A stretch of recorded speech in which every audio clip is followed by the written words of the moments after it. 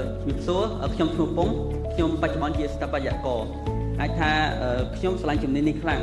ខ្ញុំចំណាយពេល6 7ឆ្នាំមកវាហើយគ្រប់ពេលខ្ញុំមានអារម្មណ៍ថាដូច holiday ចឹងអត់ដែលមានអារម្មណ៍ធុញទេហើយដោយសារតែស្រឡាញ់ខ្លាំងហ្នឹងឯងធម្មតាពេលយើងស្រឡាញ់អីខ្លាំងយើងចង់ឲ្យវាល្អបំផុតចង់ឲ្យគេទទួលស្គាល់ហើយចង់ឲ្យគេទទួលបានផលប្រយោជន៍ពីវាចឹងហើយជា career goal របស់ខ្ញុំហ្មងខ្ញុំចង់ប្រើប្រាស់ជំនាញរបស់ខ្ញុំដើម្បីផ្លាស់ប្ដូរការរស់នៅរបស់ប្រជាជនយើងហើយនឹងបង្កើតជា positive impact ផ្សេងៗនៅក្នុងសង្គមជាតិយើងខ្ញុំដាក់ឈ្មោះវាថា Life Design Studio ព្រោះថាខ្ញុំមិនធម្មតា design អាគារដែលមានសម្រស់ស្អាតទេតែខ្ញុំនឹង design ជីវិត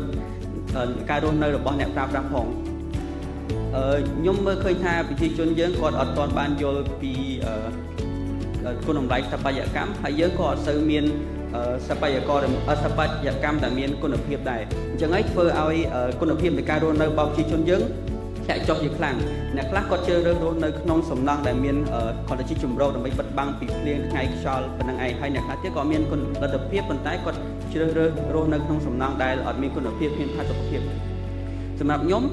ចង់ឃើញប្រជាជនយើងមានកម្រិតនៃការរស់នៅមួយខ្ពស់ living standard មួយខ្ពស់ដែលអាចឲ្យបរទេសទទួលស្គាល់ហើយអាចឲ្យបរទេស inspire ពីយើងឬក៏នឹកឃើញពីយើងដូចពេលយើងគិតពីស្ថាបត្យកម្មជប៉ុនចឹងដែរហើយដើម្បីឲ្យ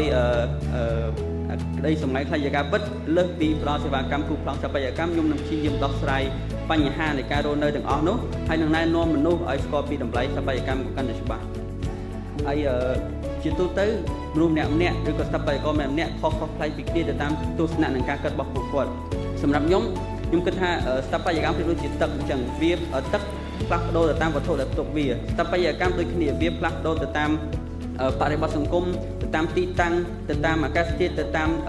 តម្រូវការអ្នកប្រើប្រាស់ជាដើមអញ្ចឹងខ្ញុំអាចនិយាយបានថាបើសិនជាខ្ញុំគោរពតាមលក្ខខណ្ឌទាំងអស់នោះស្ថាបត្យកម្មរបស់ខ្ញុំគឺស័ក្តិសមបំផុតសម្រាប់ទីតាំងមួយហ្នឹងហើយស័ក្តិសមបំផុតសម្រាប់អ្នកប្រើប្រាស់មួយក្រុមហ្នឹងហើយពាក្យមួយដែលខ្ញុំតែងតែប្រើខ្ញុំរៀនពីលោកគ្រូរបស់ខ្ញុំហើយខ្ញុំតែងតែកាន់ខ្ជាប់ជាងគេគឺ simple but efficient មានន័យថាយើង design វាឲ្យសាមញ្ញបំផុតតែមានគុណប្រសិទ្ធភាពបំផុត